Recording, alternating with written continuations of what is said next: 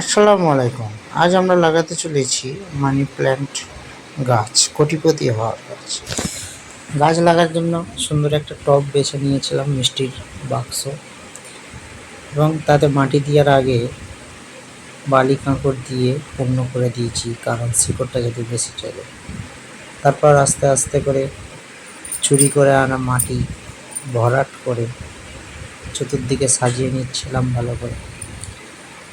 তারপর মানি প্ল্যান্টগুলোকে একসাথে বাঁধা হয়েছিল একটা সুতোর মাধ্যমে। সুতোটা কেটে একটা একটা একটা একটা করে বসিয়ে দিচ্ছিলাম।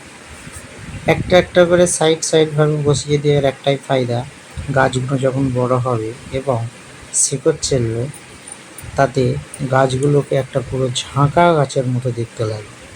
তার ফলে অনেকটা সুন্দর লাগবে এবং বাড়ির ডেকোরেশনের জন্য একদম পারফেক্ট হবে। তাই একটা একটা করে মাটির ভিতরে দিয়ে দিচ্ছিলাম, যাতে তারা শেকড় চালতে পারে। শেকড় চালতে চালতে যাতে বড় হয়ে লতাপাতা তারা বংশ বিস্তার করতে পারে। এইভাবে একটা একটা করে লাগিয়ে দিচ্ছিলাম।